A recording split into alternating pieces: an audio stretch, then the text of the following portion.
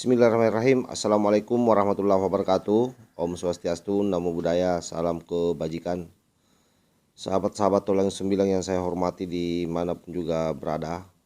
Kembali kakek Wahyu viral di media sosial. Kali ini tidak saja membahas soal imigran Yaman yang berlagu di Indonesia, tetapi juga memberikan tohokan kerasnya terhadap banyaknya orang yang menggunakan label-label agama untuk melampiaskan nafsu bejatnya.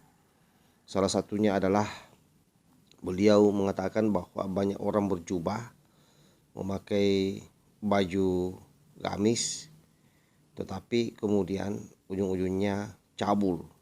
Siapa yang dimaksud? Saya kira tidak ada yang lain selain daripada Ustaz Fahim yang hari ini lagi berjibaku dengan istrinya dalam kasus dugaan pencabulan dan perselingkuhan terhadap santri dan para pengasuh pesantren yang ada di pesantrennya. Bagaimana kakek Wahyu secara barbar memberikan tohokannya, kita simak video berikut ini. Yang waras tidak boleh mengalah terhadap mereka para pencoleng agama yang menjadikan agama sebagai alat politik.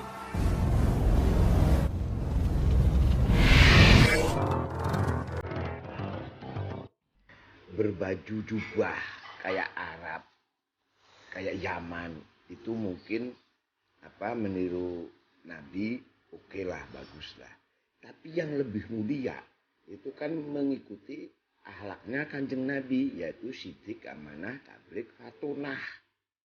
Cerdas, jujur, dapat dipercaya, dan menyampaikan kebenaran. Ya, jadi sudah pakai jubah, ya kan? Itu mengkafir-kafirkan orang. Saya yang di Kediri itu. Dan akhirnya apa? Berbuat cabul. Berbuat menjinai ustazah dan menjinai santri. Kalau ngomong mengkafir-kafirkan orang lain, mengkafir-kafirkan Kiai NU. Bahkan Muhammadiyah juga dikafirkan. Nah, kalau seperti Habib Lutfi, nah itu keren. Santun. Seperti Nabi. Jadi yang ditiru akhlak mulianya, yang diamalkan akhlak mulianya oleh Habib Lutfi. Nah, yang ini teriak-teriak kafir, teriak-teriak murtad. Nggak taunya santrinya diembat, ustazahnya diembat. Jadi yang ditiru itu akhlak Kanjeng Nabi, bukan takbir terus menghina orang lain, takbir terus ngatain orang, takbir ngaku-ngaku majikan. Ya itu kan menurut gua bukan akhlaknya Kanjeng Nabi. Yang lebih mulia itu yang niru Kanjeng Nabi akhlaknya, kayak Habib Lutfi gitu loh. Bukan teriak kufar kafir, malah menzinai santrinya, takbir gitu. Gimana? Dan saya bukan ahli agama, tapi agama saya sepertinya sedang direndahkan.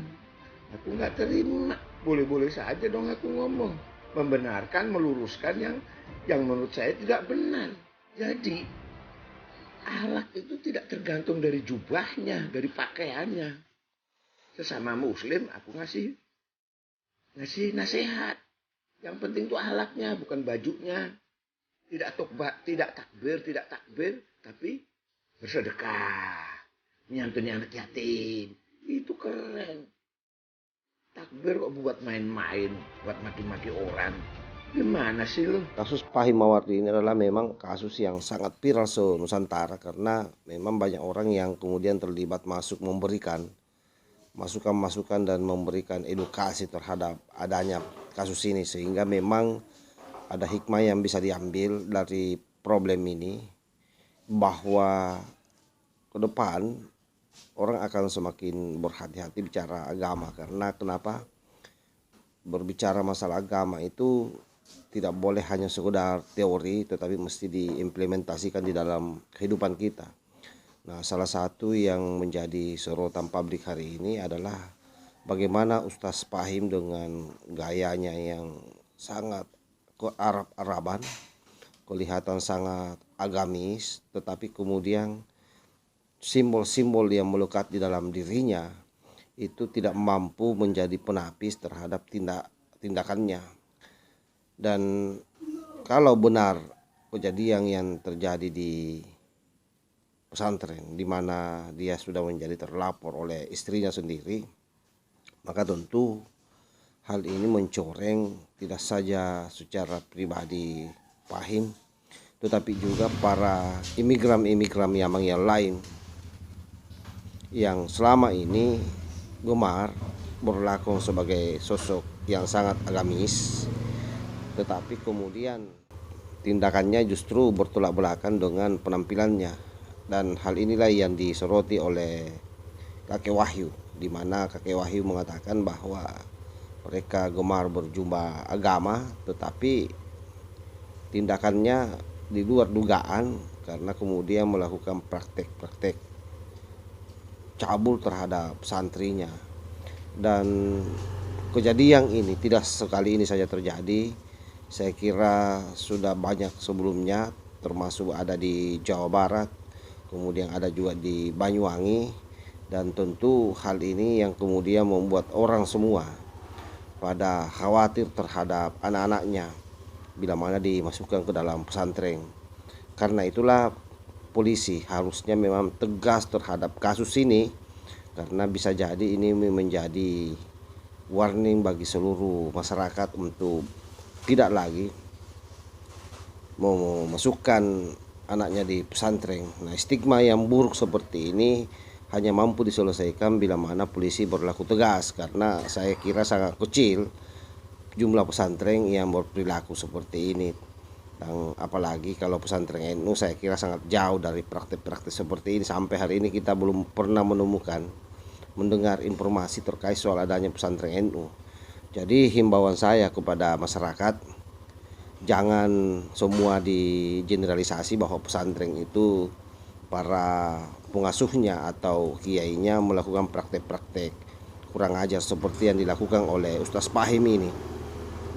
Karena itu saya serukan bagi siapapun yang menginginkan anaknya masuk di pesantren, arahkan masuk di pesantren NU. Biar secara pengetahuan juga mereka pasti akan sangat plural, mereka pasti akan sangat menghargai budaya dan tidak menjadi keras hati seperti alumni pesantren-pesantren yang ada di luar sana, yang hanya jualannya jihad, yang hanya jualannya bidadari-bidadari surga, yang berharap seluruh orang yang masuk di pesantrennya itu memiliki paham yang sangat eksklusif, sehingga apa yang terjadi, mereka kemudian membenci bangsanya, membenci budayanya, dan pada akhirnya budaya lain yang kemudian dieluk-elukkan.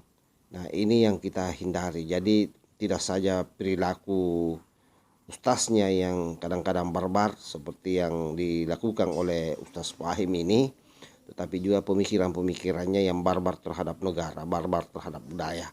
Dan semua itu harus kita tepis. Dan tentu beban beratnya hari ini ada pada pihak kepolisian. Jadi sekali lagi pihak kepolisian harus tegas bagaimana menangani kasus ini sehingga masyarakat bisa percaya terhadap pesantren. Wallahul muwaffiq ila aqwamit thoriq. Wassalamualaikum warahmatullahi wabarakatuh. NKRI harga mati, Nusantara milik kita.